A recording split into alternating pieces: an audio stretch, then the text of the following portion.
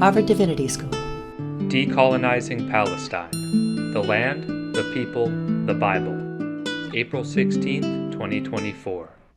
Good afternoon, and welcome to Harvard Divinity School. I'm Diane Moore. I'm the Dean of Religion and Public Life here, and it's our incredible honor to host this conversation and celebration of Reverend Dr. Mitri Raheb's latest book. I know that there are many of you here outside the HDS community as well as within, and I especially want to welcome all of you. It's wonderful to have you with us for this important conversation. Before I introduce Reverend Professor Raheb, I would like to just say thank you to my remarkable colleagues in religion and public life for the behind-the-scenes efforts to make this event possible, both with good food, excellent layout, good weather. They're amazing. So Tammy, Rochelle, Reem, thank you so much. And to Robbie, our media specialist, for filming this for later viewing from the audience online. So for this afternoon, we will hear first from Dr. Raheb, who will introduce the major themes of this important new work. He and I will have a brief discussion together, and then we'll open it up to audience questions. So please be noting your ideas and questions as we move through this conversation. So Reverend Professor Mitri Raheb is the founder and president of Dar al-Kalima University in Bethlehem. He is currently the most widely published Palestinian theologian to date, with over 50 publications, 50 books that he either authored himself or co-edited. I think that he might be the most widely prolific theologian, period, with that incredible array. His latest is the one we're here to discuss today, Decolonizing Palestine, the Land, the People, the Bible.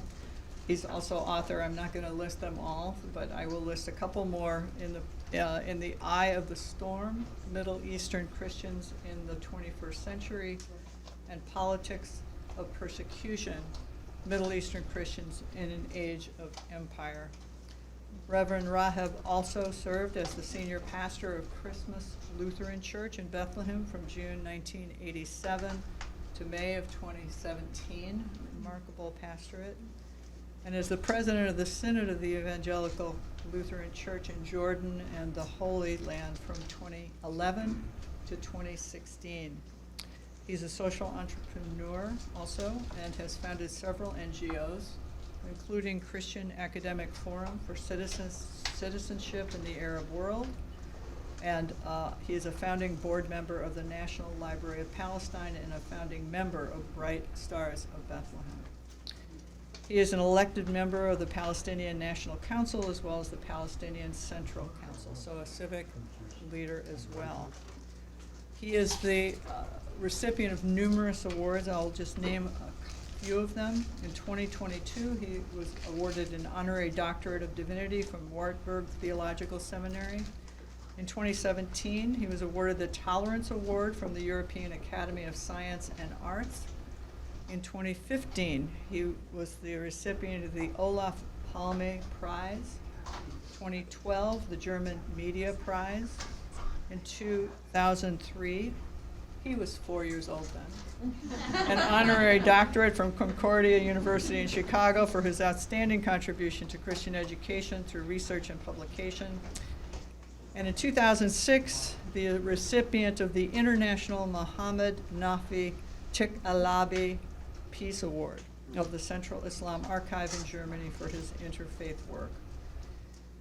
He, not only is he a prolific scholar, remarkable visionary, and a pastor of remarkable talent, but he is a prophetic voice, a consistent one, of a vision of humanity and a future that seems a far cry from our current reality. His perseverance, his integrity, his courage has inspired me, and I think probably many of you in this room. So it is our great honor to host you for this conversation, and thank you for being with us. Please welcome Dr. Raheb.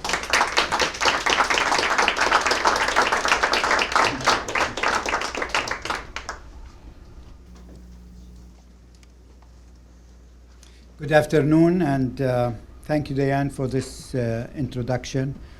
Thank you, Hillary, Reem, and the whole team for arranging for this event, and thank you all for coming. It's great to see such a diverse group this morning, and also supportive group. It's an honor to be again here at Harvard for the launching of my newest book, Decolonizing Palestine, the Land, the People, and the Bible. And what I would like to do is to run quickly this PowerPoint. I did it in a way that hopefully it's easy to follow.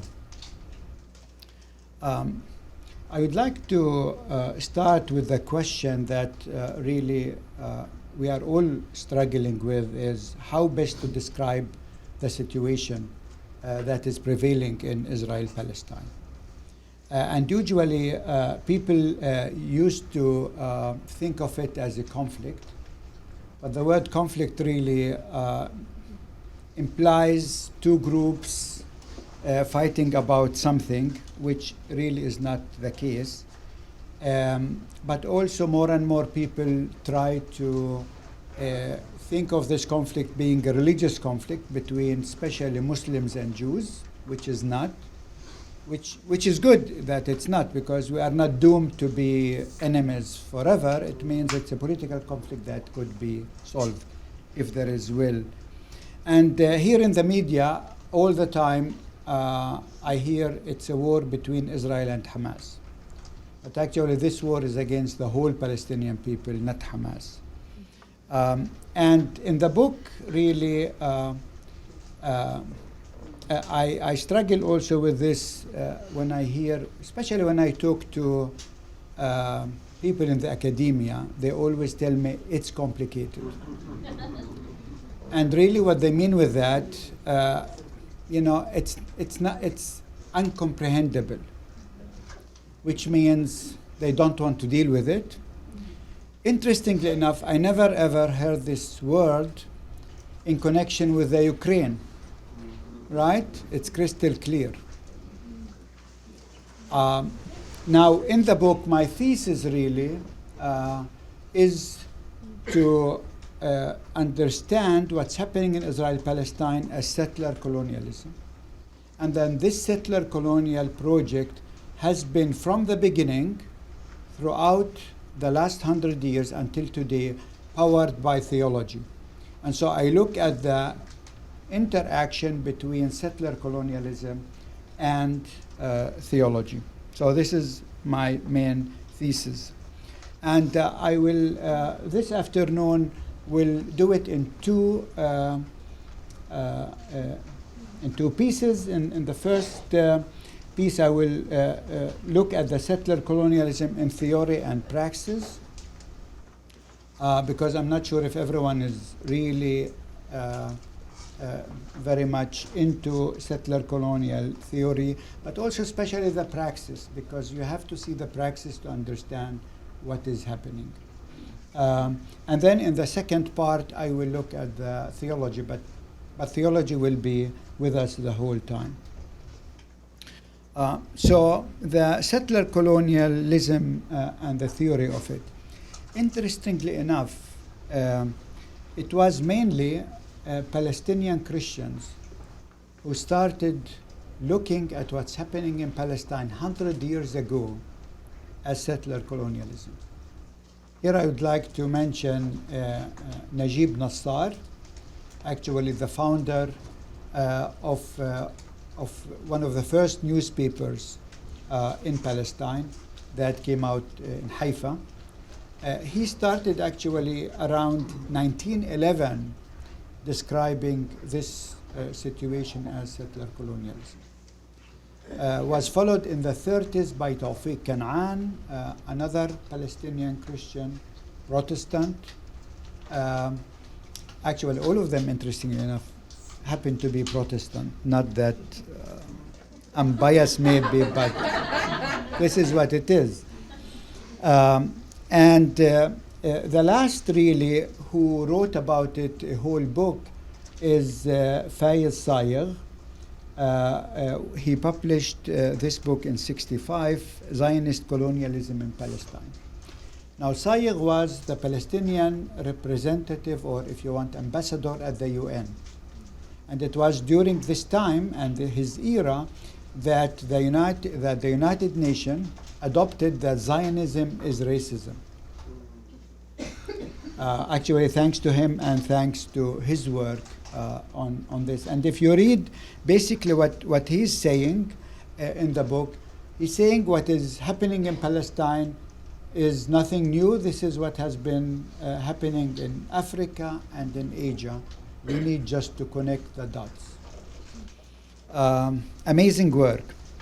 But the theory of settler colonialism was really reinvented in the post-Cold War era, especially in anthropology and indigenous studies. And here, because the term post-colonial was felt inadequate to describe context where colonization was not yet over, but continued to constitute an ongoing reality, a structure rather than an event. Here especially the work of Patrick Wolf, Lorenzo Ferranzini, and lately also Rashid Khaldi in his book on the 100-Year War on Palestine. So this is the settler-colonial theology, but to understand what really to understand what really settler-colonialism, what is the difference between settler colonialism from classical colonialism or neo-colonialism, I would like to mention the main features of settler colonialism. The first is settler colonialists, they go to a country with the intention to stay there for good. So it's not like they go there, they want to exploit the resources and go back home. No, they want to go there to settle for good, and the most important thing, with the aim to replace the native people and to eliminate them, basically. The other feature of settler colonialism is that settler colonialists are depicted as the native, while the native are seen as outsider aliens at home. And this, I mean, if you think of what you hear all the time, you know, this is what you see. The indigenous land is described as terra nullius, empty or barren land, just waiting to be discovered by the settlers and to become their private property. I think you know the story better than I, because you have the whole discovery theory there that was implemented in this country 400 years ago. The native people are depicted with racist construct. They are the savage, they are the violent, they are backwards, they are terrorists, while the settlers are portrayed as brave and civilized pioneers. This is what you hear all the time. Think how many times did you hear the word barbaric when it comes to October 7th? While with all the bombing that Israel was doing, you never heard this word. So you can see, even in the media, even with politicians, even with pastors, I keep hearing this, you know. So this theory is not just a theory somewhere there. It's active all the time. Now, to defend the settler property from the savage, a police state is created and is granted extraordinary power over the native people, including power over their civil affairs, which is, again, still the case also in Palestine. And here I would like to maybe just to make it a bit easier, in settler colonialism, it's all about geography and demography.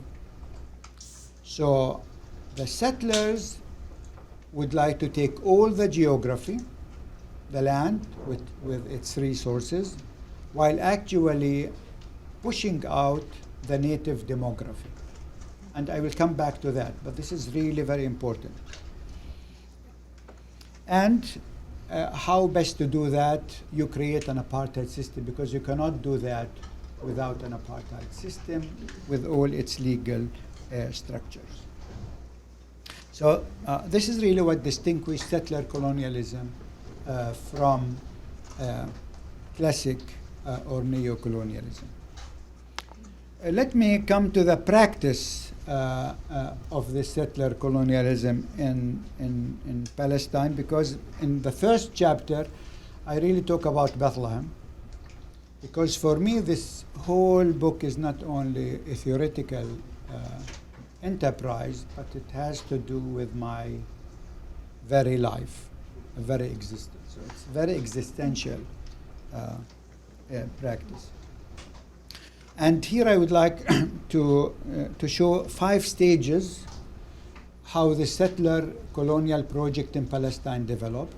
But from the beginning, from the start, it was actually developed as a settler colonial project. It did not develop as such, but that was the intention from the beginning. And interestingly enough, it wasn't the intention of the European Jews. It was first the intention of the British Christian people. So Christian Zionism preceded Jewish Zionism. It's important. And here, as an example, in the book I have 3 examples, but as an example here, I talk about Lord Shaftesbury, who very early on, 1839 and 1854, and these 2 years are important because 1839 was the year when the European powers interfered for the first time in the Middle East to push back Ibrahim Pasha from Egypt, who occupied the whole of Syria, and they pushed him back 1839, which means now Europe was really politically involved in the Middle East.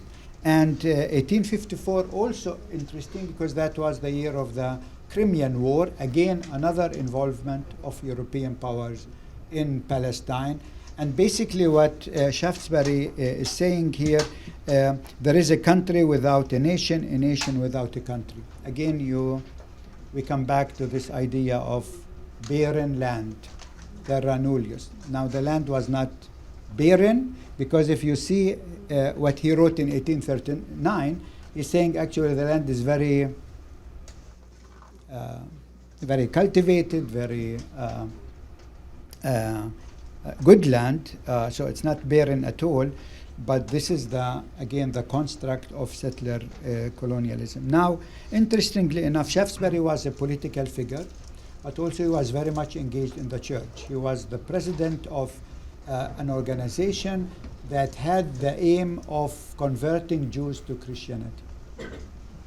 So he wanted to send all the Jews to Palestine so that they can convert with time to Christianity. So if you talk about anti-Semitism, Christian Zionists are the most anti-Semite at all. Which actually, this idea of Shaftesbury was made and was put to action through another Lord, Lord Balfour. You know, you are familiar with the Balfour Declaration. If you read the Balfour Declaration, it's another sign of settler colonialism, because really it only talks about a national homeland for the Jewish people, while it talks only about the civil rights of the native people, who were 95% of the population at that time. So again, the native people are even not seen. And this is again another aspect.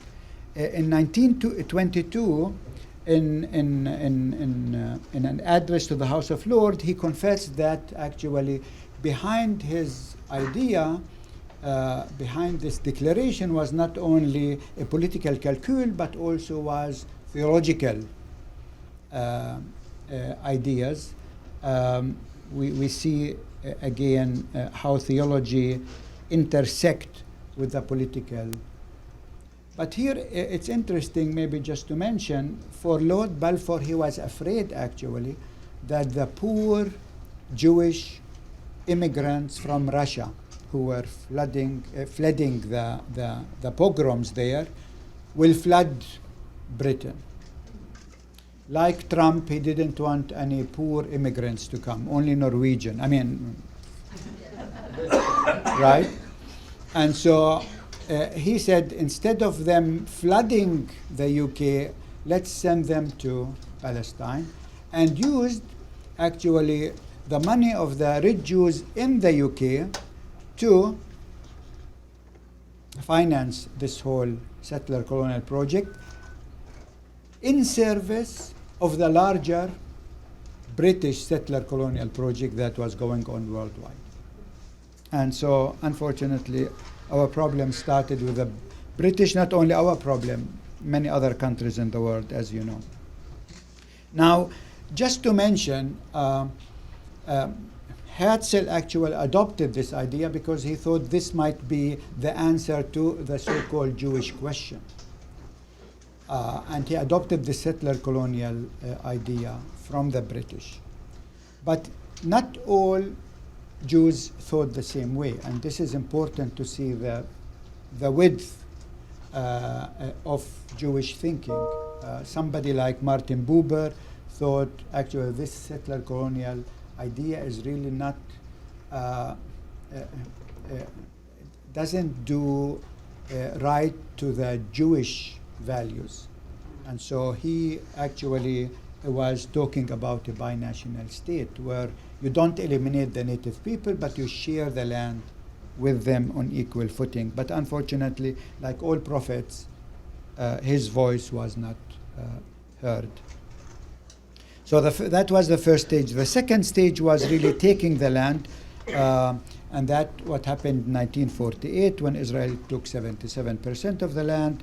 520 villages were destroyed, 800,000 people became refugees. Ilam Pape called it ethnic cleansing. But the land, the state was given a biblical name.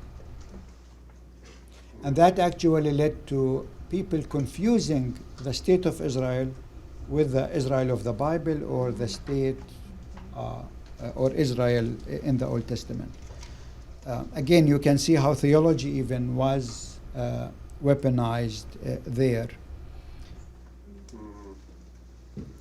10 years after the establishment of the State of Israel, 1958, Ben-Gurion, the first president, wanted to celebrate that. How did he do that? He created a Bible study group. This is good for our pastors, you know. A Bible study group. Interestingly, he invited military generals like Dayan, archaeologists like Aharoni. I'm sure people study Aharoni here. Again, settler-colonial archaeologists. Rabbis, and a few Christians, especially Albright, the archaeologist. And the book they chose to study was the book of Joshua. And there was really a debate between them, the idea of conquest and settlement. Do we need first to conquest the land and then settle it, or slowly settle, build settlements, and then have the ultimate conquest? They were different opinion that time. But you can see actually how the Bible was in the work all the time. In fact, Ben-Gurion saw himself as the Joshua of the 20th century. He described himself that way. Dayan, after him, who came after him 1967, said, no, Ben Gurion is not Joshua. I am Joshua because I am the one who actually occupied the West Bank in 1967. And again, 1967, we can see how theology was used, weaponized. The name of the war was called Six-Day War, which means God created the world in 6 days, finished his job, went to rest. The problem here, the Israeli did not rest and we did not rest after all of these years. And the colonization of what they call Judea and Samaria, basically the West Bank, started on a large scale. And a new leadership model emerged in Israel. The rabbi politician replaced actually the secular politician, which accelerated after 1977 when the Likud took over. And in fact, in the year 1967, we see that all kind of religious fundamentalism emerged out of that war. Jewish messianism, Islamic fundamentalism, if we want to call it, or Islamism, and Christian Zionism. They all had to do with the war in 1967. The fourth stage was really negotiating a compromise, the Oslo Agreement, 1993, the idea land for peace, where we thought, peace is coming. But actually, while for the 30 years, the Palestinians were negotiating with Israel this peace deal, Israel took more land from the West Bank than before. And again, this is a story because while the government here was negotiating with the native people, all the west part of the United States was occupied during the negotiations, which led to the Palestinization of the West Bank, Judea and Samaria. And I think you are familiar with this. You can see how Jewish settlements spread like cancers, while Palestine is vanishing slowly but surely. And you can see it more clearly in this map. Everything that you see in violet is under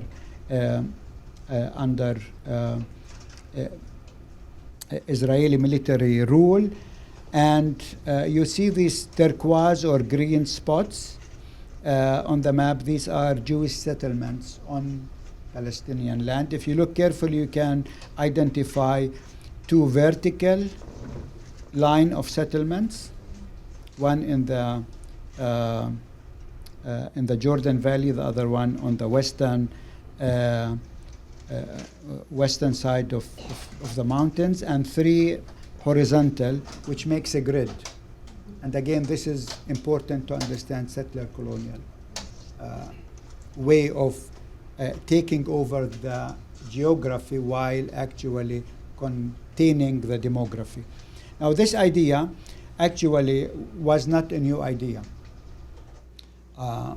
Sharon, the late Prime Minister of Israel, went extra to South Africa to see how the white people there actually can control the majority of black people. And this is what he came up back with, which is the idea of Palestinization that I talked about. If we look at a section of that, which is the Bethlehem County, just to give you a feel of what really settler colonialism means, because otherwise it's like theoretical. This is my homeland where I live, my city where I live. So first Israel annexed the northern part of Bethlehem, declared it part of Israel. And then in the first 40 years, Israel built 19 Jewish settlements on Bethlehem land. Colonization, basically. If you look carefully, it's in the north, but also southwest. Why southwest? Because this is the most fertile area in Bethlehem. We have the mountain range going from north to south. So the western side of those mountains are the side that gets all the rain, while the eastern side doesn't get that rain. And then you have these three settlements in the middle of nowhere.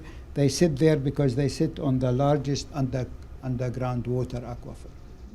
So again, they control the water. They sit on the water. And then you have the settlements along the Dead Sea because they control the minerals, tourism, etc. Everything you see here in blue is under Israeli military control. So we have no control as Palestinians. As if this was not enough, what you see here in brown is declared military zone, which means we are not even allowed to be there. And then Israel built these so-called bypass roads to bypass Palestinian towns but connect Jewish settlements. But actually, they have a different function because we are not allowed to build west of this road, nor are we allowed to build east of this road. So these two roads are actually confining Bethlehem, and from here to here we are talking about 3 miles. I mean, this is not like the US where everything is extra large. And if I go back quickly, you can see how the colonization continue to grow day by day.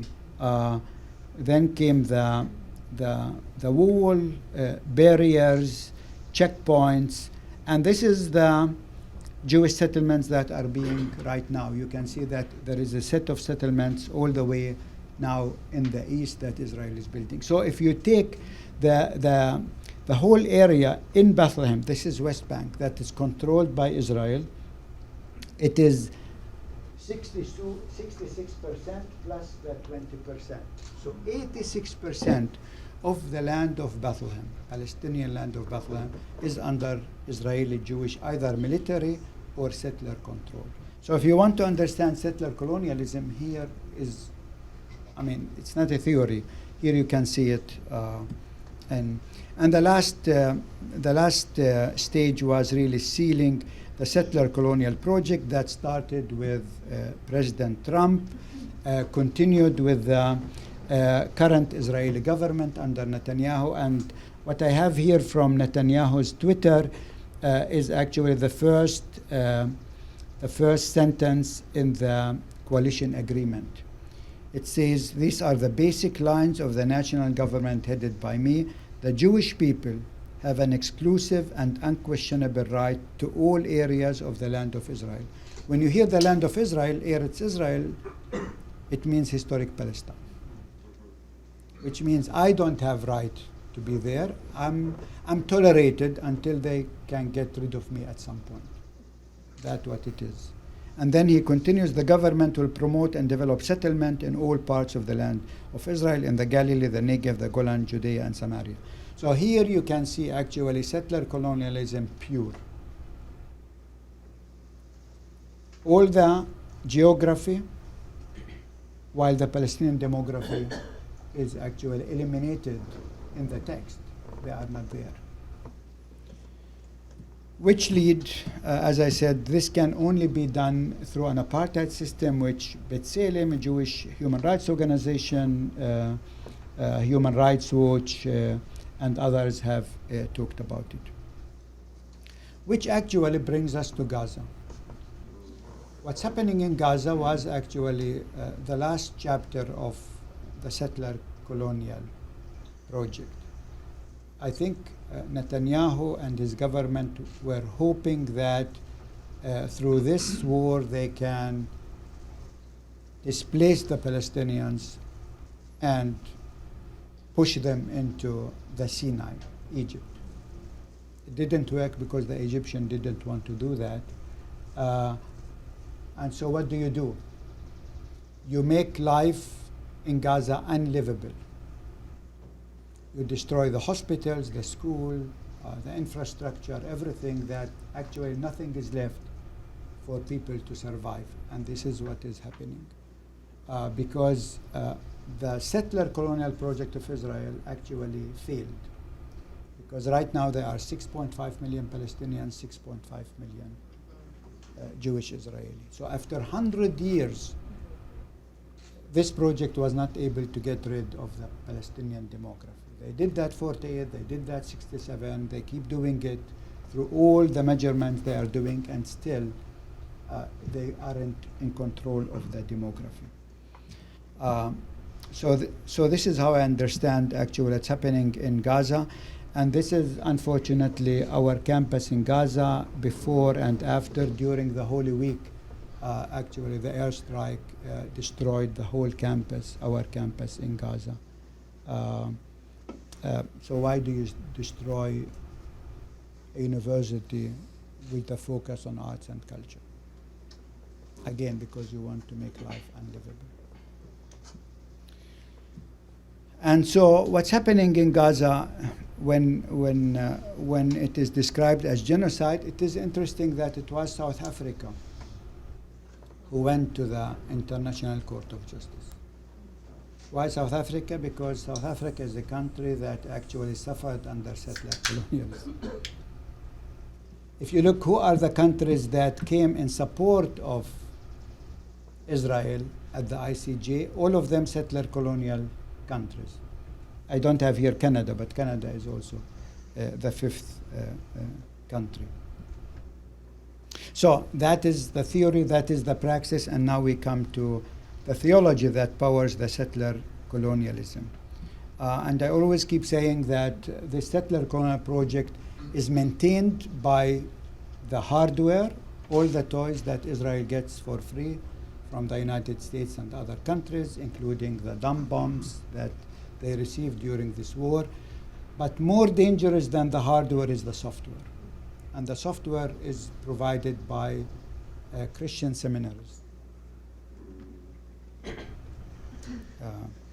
I have to be careful here, Harvard Divinity School, so no, but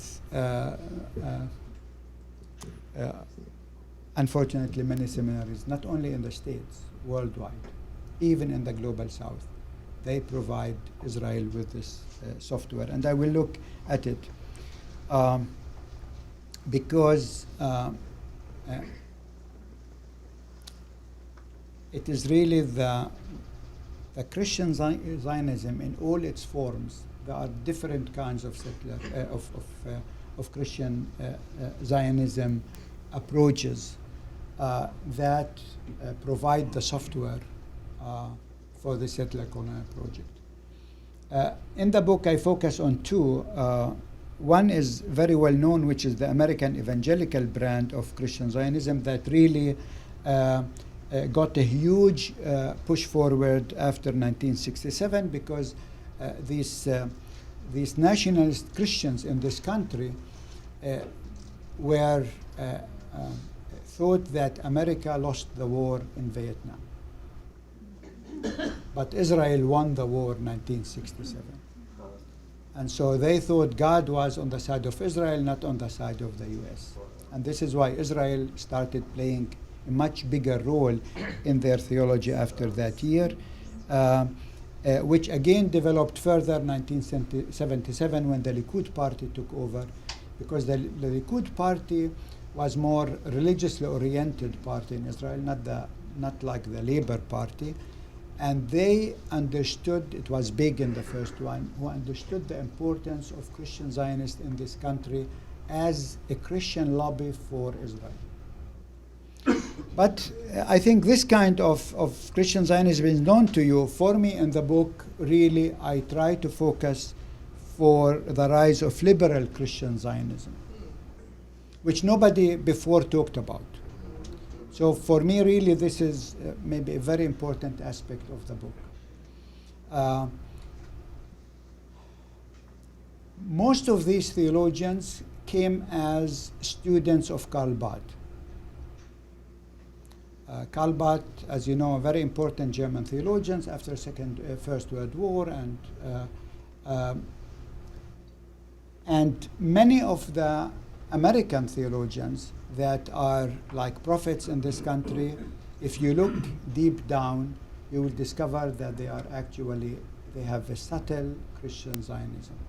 In the book, I talk about Brueggemann, who's one of the prophets in all Christian seminaries here. I mean, every one of us reads his book. But if you look carefully, you can find actually many traces of Christian Zionism in his writings. Reinhard Niebuhr, I don't talk about him. He's the worst, maybe, when it comes to liberal Christian Zionism. Here, I just want to quote, because I think this is really you understand. Paul van Buren was one of Karl Barth's students, American liberal theologian, and he wrote, the role of the Christian church is to extend the revelation of the God of Israel to the nations. Christianity should do this not only by preaching this gospel to the nations, but also by rendering service to the people of Israel. The service takes an external and internal form. Externally, the Christian church must become the extension of the Anti-Defamation League. You know Anti-Defamation League, you know it, right? Mm-hmm. They're called Anti-Defamation, but they keep defaming everyone who criticizes Israel, so they have to change their name. This is on the side. Combating all anti-Semitism among Gentiles. So, I mean, even calling people Gentiles, I mean. It also takes the form of defense of the State of Israel, both raising money for Israel defense, military, and defending the State of Israel against all anti-Zionist calumny. All criticism of the State of Israel, whether based on alleged injustice to the Palestinians or claims that Israel is unjust to third world peoples, are simply lies. It is the job of the Christian church to combat all these lies against Israel, being told the truth by Jews, that is, the government of the State of Israel. I mean, this is worse than evangelical Christians. But this is one of the most sophisticated, liberal, critical, progressive American theologian. So that is the other kind of. And this actually led me to redefine Christian Zionism, because I think when people used to hear the word Christian Zionism, they thought of these crazy evangelicals. And you know, we put them aside, they are crazy. But what about all of these liberal theologians that every day we read their books and we take them at face value? And so in this attempt to redefine Christian Zionism, I came with this definition. Christian Zionism is the Christian lobby that supports the Jewish settler-colonialism of Palestinian land using scriptural constructs within a meta-narrative while taking global consideration into account. And what this really implies is, first, the definition is less focused on the biblical discourse of Christian Zionists. Because in most of the book that deals with Christian Zionism, they try, you know, to find some verses in the Bible somehow to show that these Christian Zionists are crazy or they didn't understand the Bible right. So it becomes like, you know, a battle of exegesis that doesn't lead anywhere. And so I say it's less focused on biblical discourse because it varies considerably from literalist to post-Holocaust theology, from conservatives to liberal. So I wanted to find a definition that can accommodate all of them. The emphasis of our definition is on the lobbying aspect of the Christian Zionism, not on what people believe, but what they do based on that belief. They can believe whatever that, but what they do with the belief is really the dangerous thing. The Christian Zionist narrative is always embedded within a meta-narrative, so that those who espouse it do not see themselves as engaged in pure political lobbying, but rather as agents of a grand plan from which they read and interpret both scripture and history. So for the liberals, it's the Holocaust. For the evangelicals, it's the second coming of Christ, etc. Alongside the meta-narrative, Christian Zionists are always connected to local or global issues and consideration, thereby combining their ideas with struggles and fears in their specific context. That's important. While they lobby for Israel, they are actually lobbying for other issues as well, important to their specific context. Finally, Christian Zionist support for the Jewish colonial settler has less to do with head knowledge than with heart knowledge. This is why it's so difficult actually to have a conversation with them. Because it's very emotional. The meta-narrative changes depending on time and place, and local consideration vary depending on the context. But what all Christian Zionists have in common is an emotional attachment to the Zionist settler-colonial project in Palestine. Emotional attachment. This is why with a debate it really doesn't help, because it's very emotional. In this approach, the hermeneutical key to understanding Christian Zionism is not so much the biblical hermeneutic, but rather the lobbying in support of the settler-colonial project. Now, interestingly enough, the question is settler-colonialism something that could be defended based on the Bible? It was actually a Finnish theologian, Pekka Pitkänen, who actually showed that the first 6 books of the Hebrew Bible actually provide the blueprint of settler colonialism, culminating in the book of Joshua. And in this settler colonial theology, 2 themes are prominent: the promised land and the chosen people. And I have 2 chapters on those, but I will spare you this because you have to read the book. I don't want to tell you everything now. But what does it really mean if the promised land is nothing but the confiscated land? And what does it mean if chosenness become like exceptional religious nationalism? These are the 2 questions I deal with in the book. Now, maybe to end with, I think you saw maybe when Netanyahu, when he announced that the Israeli troops are entering Gaza on October 27th, he had to quote something from the Bible, and he quoted 1 Samuel chapter 15, verse 3, where it says, "Now go and smite Amalek and utterly destroy all that they have, and spare them not, but slay both men and women, infant and suckling, ox and sheep, camel and ass." And this is what they are doing. It's not like. But for him, he had to quote something from the Bible. And this is, again, that is what Jewish Zionism, from Herzl until Netanyahu actually, that was their intention. It didn't always work the way they wanted.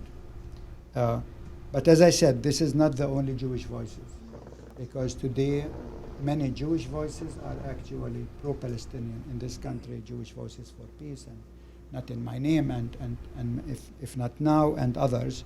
And again, it's important to see this spectrum of Judaism, because the question is, do you support Netanyahu or do you support these other prophetic voices? To conclude, so for me, the Bible is like the bazaar in the old city of Jerusalem, if you were there. Actually, you can find there anything you want. So the question, is the Bible a tool for colonization or liberation? If you are looking for text of settler colonialism, very easy. Go to the book of Joshua. Though, as theologians, we know this is fiction. This is not history. This was never the case in history. It is the Israelites, Palestinian, who actually were under imperial rule, that they saw their liberation and taking over the land from the empire in the future, but doing that retrospectively. This is how the people in the Bible envision the future, by looking at the past. So it's fiction, and yet it is weaponized all the time. If you are looking for text to support justice, you go to the prophets, Jesus, and others. So what you find in the Bible says not so much about the Bible, but it's more about you. So you find actually what you are looking for. It doesn't matter if you are a Jew or a Christian, you will find there what you are looking for. So let us decolonize the Eurocentric theologies. This is what I call my last chapter in the Bible. Dismantle or settler colonial structures and work towards a land that is shared equally, a society that is inclusive in nature, and where faith is a source for liberation and innovation. Thank you very much.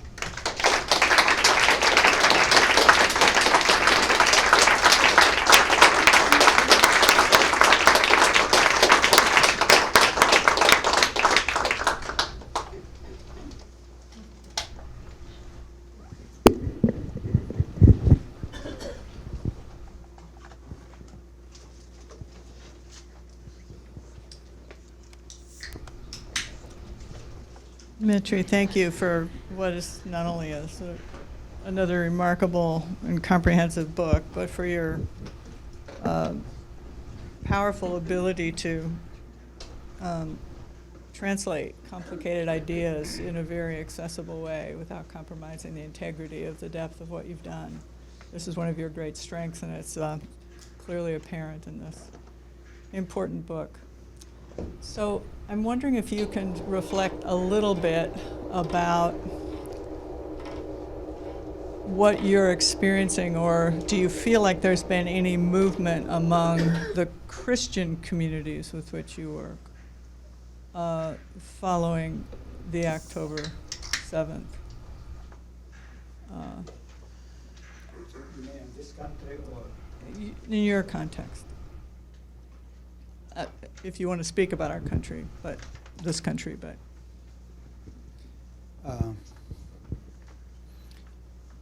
I think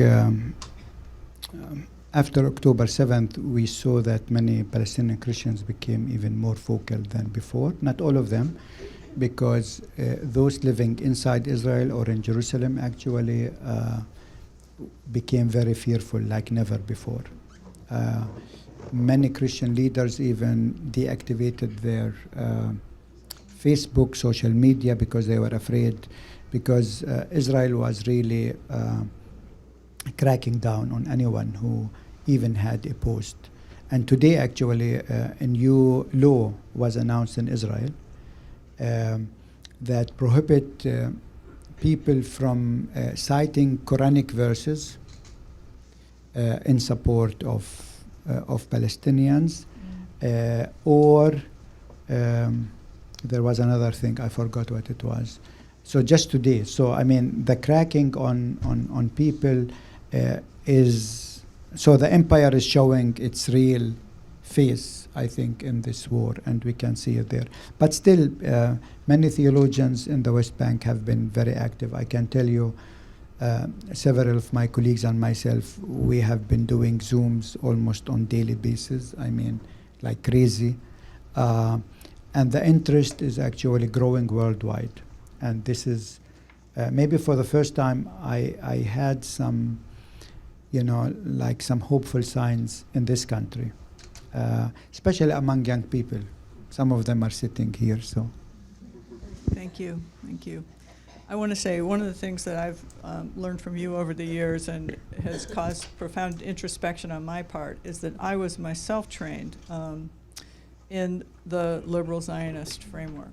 That was my own seminary training, a little bit here, but also in my doctoral studies at Union Theological Seminary, where a profound progressive prophetic Christianity is really centered. So that was just such a wake-up call for me. And I think your threading of the ways that continues to be present in progressive theological circles, Christian progressive theological circles, is just really profound, both, again, intentionally and in many ways unintentionally, a kind of deep embeddedness, and the combination of what it meant to have the Holocaust theologies emerge out of a sense of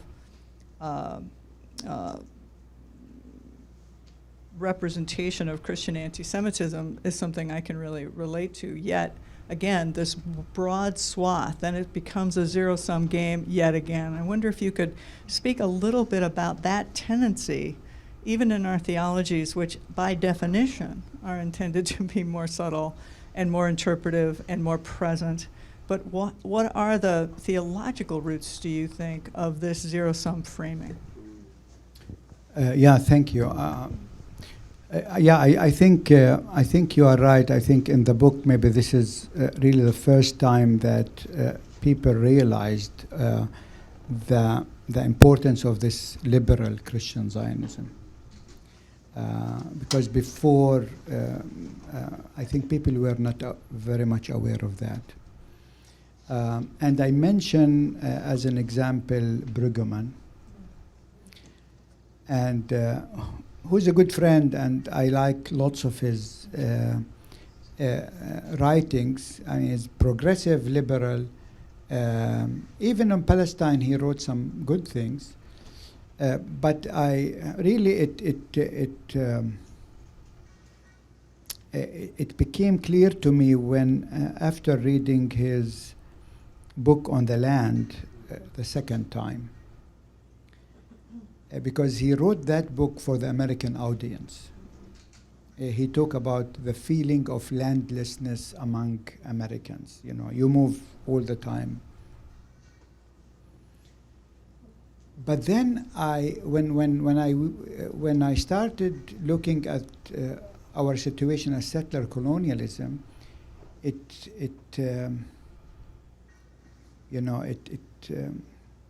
I had to ask the question: how can a very liberal, progressive theologian like Brueggemann write a book about the land and not mention the settler-colonial project in this country? That's the blind spot. I guess people were talking always about, the segregation as like the original sin in this country, right? Like Wallace' book. But actually, the original sin was something else, which was the settler-colonial project in this country. And so I have not in this presentation a slide where I have maybe I think I had it here, Vice President Pence, when he talks about our forefathers who came in this country were pilgrims and their model was the Israelites. And so I say when the US look into the mirror, it sees Israel, not itself. And when Israel look into the mirror, it sees the US. This is when Netanyahu said, what's wrong with Gaza? You killed in Afghanistan so many, so this, the settler-colonial embedded understanding where settler is something that is so, I think that is part of the problem. But the other thing is, I think that when we do theology, we don't take the power structure really into account. And for me, we cannot do theology without looking at the power structure. So everyone in this country and in Germany and everywhere look up to somebody like Bonhoeffer, right? But who wants to be like Bonhoeffer today, to really put everything on the line to support those who are being eliminated? They talk about him, but who would like to walk the talk? Only very few. I'm not sure if this answers your question. You're touching on it, and I really, I appreciate the interweaving of these threads and recognizing how they are mutually reinforcing. And you speak also here in the presentation, also I think eloquently in the book about the profound and I will say subterranean emotional power of these narratives that I think have a kind of knee-jerk reaction.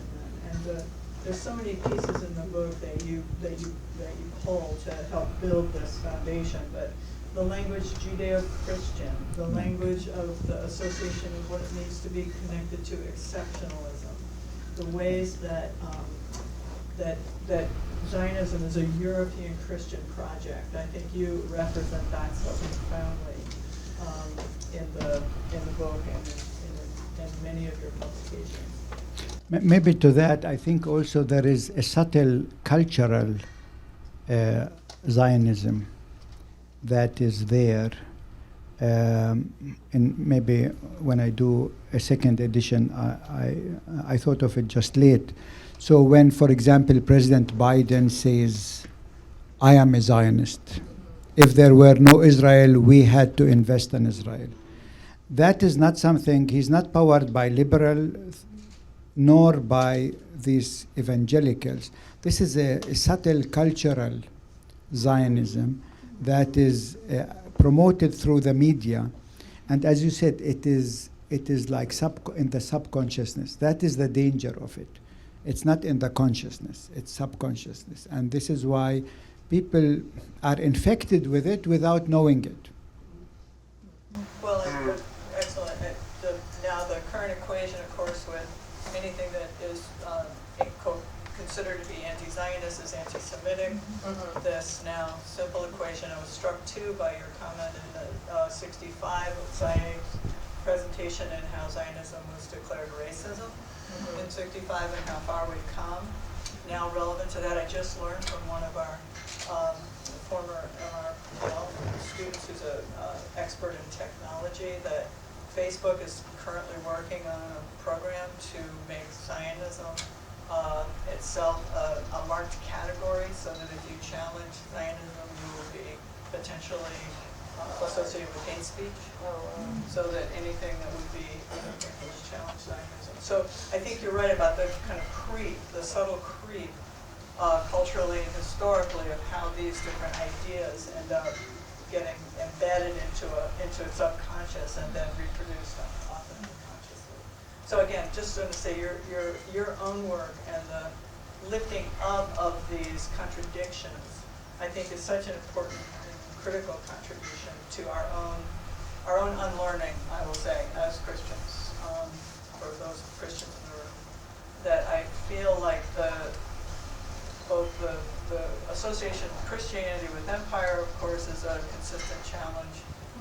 Christianity with whiteness is another critical challenge, that those of us who are recognizing the impact of these embedded cultural norms and assumptions know that our work is a lifelong project of unlearning.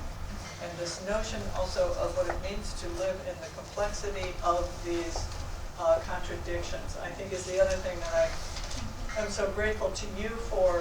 What does it mean to name these questions and then be able to create opportunities for communities to come together, not to challenge those contradictions, but to live in them as generative possibilities for our unlearning and our movement toward a more just world at peace. Because otherwise, when we do the zero sum, which was earlier my question, we end up closing off all the avenues that we desperately need to wrestle with, to be able to recognize the depth of these challenges and to challenge them and mitigate them. So thank you again for your book. I just want to say, before I turn it over to the audience, how grateful I am personally for your scholarship and for your vision, and again for your profession. Thank you, Diana. We really appreciate all your support. Also, it's a pleasure. I also have to say, before I turn it over, that I was neglectful to not mention the most important colleague in the room, which is Hilary Rantisi, who's, without Hilary Rantisi, neither Mitri Raheb would not be here, but neither would Religion, Conflict, and Peace Initiative, which is the real foundation of their work.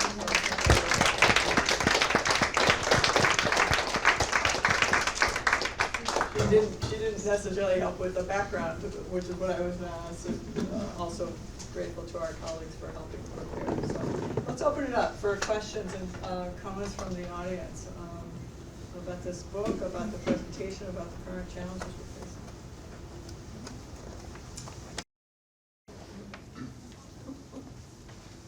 Okay, over here. Hello. Thank you very much. It was a very moving presentation. I'm Ida Hernandez. I'm a visiting fellow at the Radcliffe Institute. And I had a question and a comment. I had been participating with the students here at Harvard, and first to say that the majority of them are not here. So I'm very surprised that I don't see the Solidarity with Palestine movement present. But I also have been very surprised participating with them that I don't see adults there. I have seen the youth of Harvard that are mobilizing very alone. And I'm very sad about that. I'm usually the oldest one there. And so this is a comment. And my question, I was surprised because I have seen that some of the Zionist Jewish that come to confront the Palestinians to the Students for Peace, it's also Jewish for Peace, are people that are from our campus, older, and they bring Korean kids I don't understand. 2 times I have seen a lot of young Korean Christians with these people that come out of campus. What could be the link between Korean Christians and Jewish Zionists? Do you have any idea? Yeah, the link is, I think, is that evangelical Protestant Christianity is mushrooming in the global south, unfortunately, with American funding. Is the Americanization of Christianity in the global south. And we see that in Africa like crazy, we see that in Latin America like crazy, but we see that in certain Asian countries, especially Korea, but not only Korea. And so that is actually the connection, because you have this Christian Zionist construct that is there. And so this is why they come. Thanks God, we have also other Korean Protestant, especially theologians, who are very outspoken when it comes to Palestine. You know, I noticed when the Society for Biblical Literature in October came out with a very nasty, one-sided, unacademic, unprofessional document or you know, statement, that those who really stood up against it, majority of them were Asian American, and I have to say that. So you have both. And let me just help you understand that there are many students here at the Divinity School who are engaged in pro-Palestinian efforts. A couple of them are here, but I want to say 2 things. We had an event last night where the room was filled, about 50 or 60, with a talk back about relevant to another program that Hillary runs, where we are able to take students from across the university in context in the region as part of a larger course. And they did a talk back last night to share their reflections. It was profoundly moving, and the room was filled, primarily with students. I also want to say, currently, right now, there is sadly, a scheduled other presentation relevant to Black liberation that is currently happening, and I think many of our students are at that event. So that's part of the richness of here, but I want to make sure that we give a shout out to our students.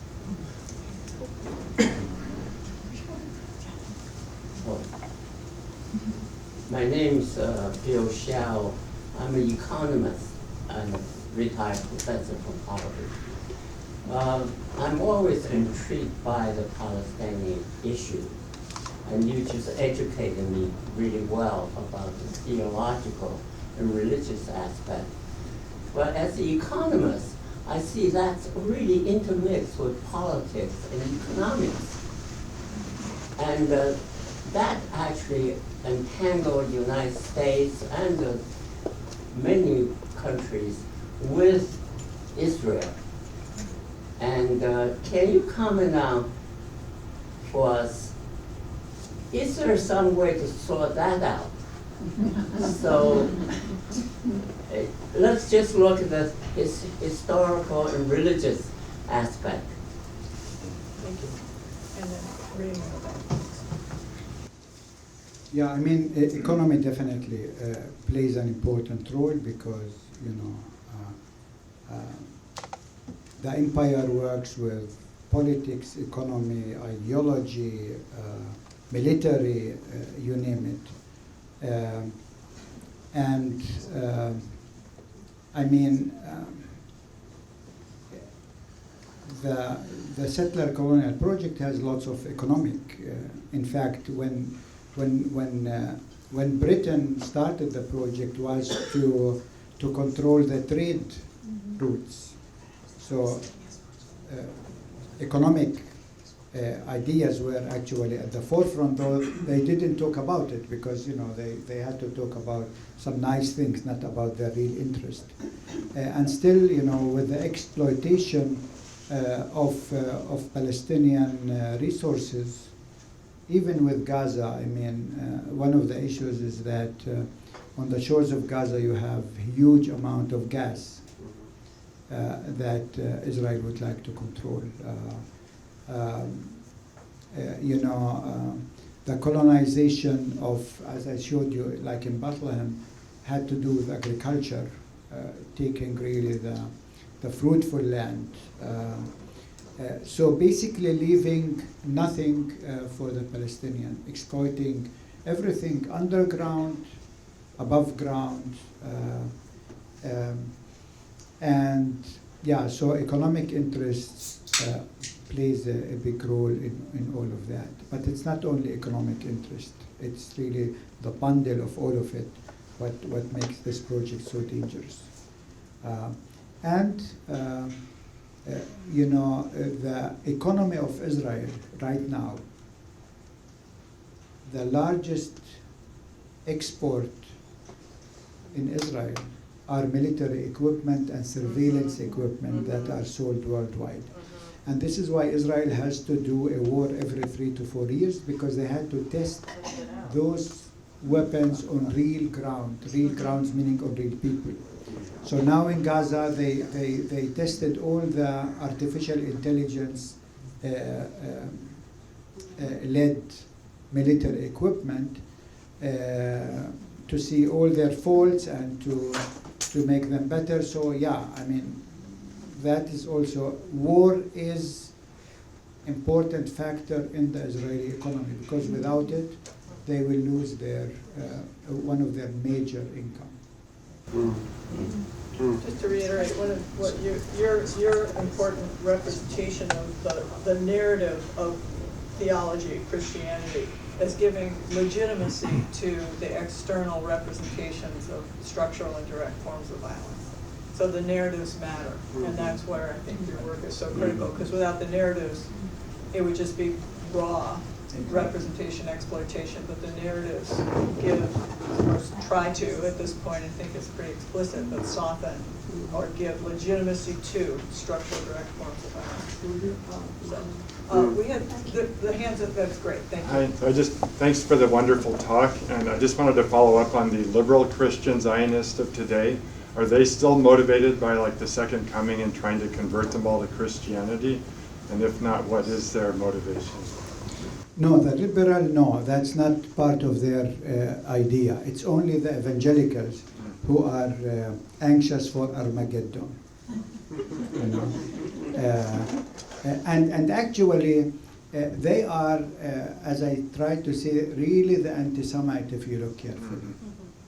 Because they want to bring all the Jews to Palestine so that 2/3 of them will be killed in wars. This is why they love wars. And the last third will convert to Christianity. So they are calling for the annihilation of the Jewish people. But Netanyahu and the others, they love them. They share bed with them because they satisfy their selfish interests. No, the liberals, their meta-narrative is the Holocaust, because why they were mushroomed in 67, maybe I did that very quickly, because the question was, what if, their big question was, what if Israel would have lost the war in 67? Maybe this could have led to another Holocaust. And this is why they needed to be the lobby in support of Israel, as we saw like Paul von Perry. So their meta-narrative is different.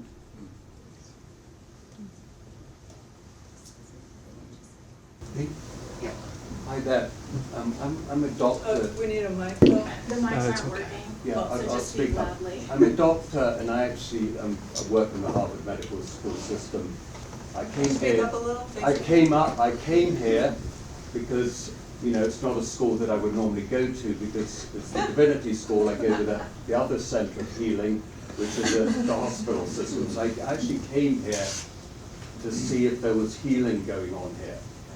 And what worries me considerably is that while you argue against the zero-sum game, which denies one group of people existence versus another group of people their existence, you actually reinforce that message by using history itself as a bazaar. I've been in Jerusalem, in the old city. I've been into East Jerusalem. I've been to Muslim-dominant countries, so I've spent a lot of time traveling there.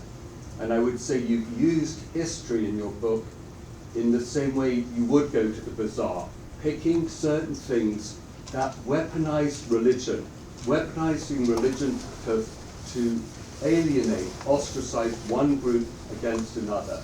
And I think, as I said, I came here to understand whether there would be healing going on here. What I've seen is a use of history to justify a zero-sum game. 1948, I'm just going to give you one example. You talked about 1948. You know, and I know, that a war was launched by the 5 neighboring countries a few days after the independence of Israel was announced and accepted by the nations. And Israel, the Israelis that were there, fought. They had their allies, just like the surrounding countries were allied against them, and they won. And you dotted your history without the mention of major events which turned even down to October the 7th, when Hamas attacked Israel on a religious holiday. You haven't mentioned the Yom Kippur War and an attack of those proportions on the holiest day of the Jewish calendar. October the 7th, a similar holy day. They were attacked by Hamas terrorists. People were murdered, brutalized from many, many nations. So I love the analogy of religion and the Bible as a bazaar. I study the Torah to the extent that I can, but the truth is you have used history as a bazaar, and in an institution like Harvard, that really is not going to emphasize healing, it's going to emphasize division and ostracization. Yeah, thank you. I think your understanding of healing is something that is weird to me, to say the least. Because healing means, I know many groups who would like to see some Jewish Israeli and some Palestinians hugging each other and loving each other without looking at really what's happening. I showed you what's happening to Bethlehem. What healing would you expect there? What healing would you expect when my land is taken by Israeli settlers and funded by US and British, and I'm not sure which country you are originally from. So this idea of healing without looking at the context, at the power relations, and I don't want to talk about 48 because it didn't start in 48. It started much, much earlier. It didn't start in October 7th. It started 100 years ago. And if you don't see that line, then you are picking up and reading history in such a bizarre way. I tried to look at history in a holistic. I see a much longer line back, thousands of years, but I do want to just say one thing about. I'm going to ask you to sit, but thank you for your question, and we can continue the conversation. But I want to make sure there are others in the room who can also. Shir, go ahead. Thank you so much for your presentation. I wonder if you can talk a little bit about thinking about Christian Zionism and addressing Christian Zionism, who you see as responsible for taking hold of it. Is it academic institutions in which Christian leaders are trained? Is it Christian leaders? Is it their congregations? Is it politicians who have a very religious background and a religious kind of theology that they're bringing into their politics? Where do you kind of place the levers of power in terms of grappling with how to take on Christian Zionism? Yeah, I think it's, in another book I work with the notion of empire, and I think we need to look at empire as a whole, and theology is just part of, Christian theology is part of empire. And by the way, to our friend there, I was much more harsh on Christian Zionists than on Jewish Zionists in this article. But so it seems he didn't notice that. So for me, it's really part of empire and this is what's happening here. So it's the empire that keeps generating the ideology to defend its existence. Because I think, as Diane said, if you look at empire without theology, it's ugly. But theology, which it's not only Christian theology, it's all these nice things about democracy and so on. It gives the empire the feel that this is something really for the good of the whole world. Thank you.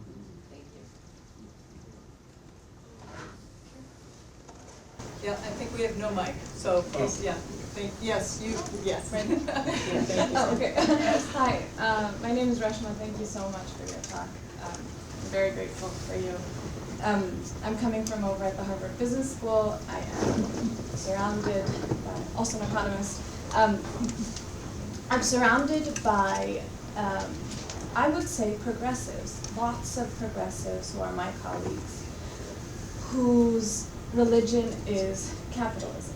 And I do really see the deep and unquestioning attachment to this theology of capitalism in a very similar way as our respective faith practices.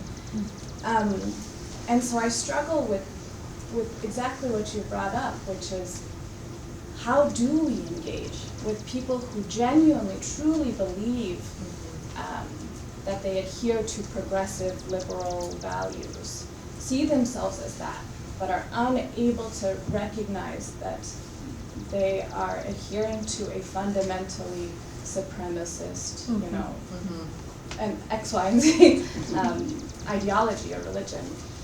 Is it that, because I have just barriers over and over again, so is it that we give up and find the people who recognize there's a problem there, or because it is an emotional thing, it's not an intellectual adherence, so what are the steps? I'm not sure I have the answer, but it's a very good question. Let me maybe connect it to theology a bit, because one form of Christian Zionism that I didn't talk about in the book, but hopefully in my next book, is the prosperity gospel that is now spread as Christian Zionism in the global south. This is what is being actually exported. That form of Christian Zionism. You bless Israel, God will bless you, meaning you will be successful in your businesses.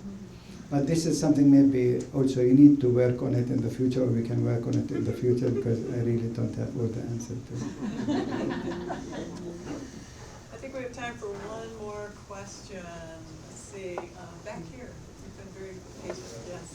Thank you so much for your talk. I was wondering if you could speak to the tension and the narratives behind like people and their political leaders, and maybe like if there's any like theological things we take from that. Like I'm kind of thinking of like in the book of John, there's like references to the Jews as others, equivocating leaders of Rome. Similarly, like I think equivocating like people of Israel as with like Israelis or something. But yeah, and I guess we hear a lot about like Palestinian civilians in Gaza and Hamas and Israelis and the Israeli government, and like I guess with your experience as a pastor and your experience living in Bethlehem, how do you see that relationship between people and political representation? Political representatives. I mean, it's important not to demonize the whole people because of their government. That is true for any country in the world. And this is why in the presentation I tried to talk about the spectrum within Jewish thinking itself, to show, this wasn't the only trend within Judaism. There was other trend, mentioning Martin Buber and Jewish Voices for Peace, just as two example, to show, within every nation you have a spectrum of people that we need always to recognize, because otherwise that might lead to the othering of people, demonizing people, etc. And also this helps you to find people with whom you can work together towards a common goal, which is again another important aspect. I'm not sure if this answers your question, but at least it tries. We're at time, but I want to thank all of you again for taking time to be with us and for this rich conversation. Please stay if you're able to mingle among each other and to continue the conversation, or please take this conversation to your own communities. We need opportunities to really wrestle with these hard questions with informed frameworks. And I'm grateful again for your presence and the work that you all are doing to just become more informed about these challenging times and what's happening today. So thank you, and let's give another round of applause.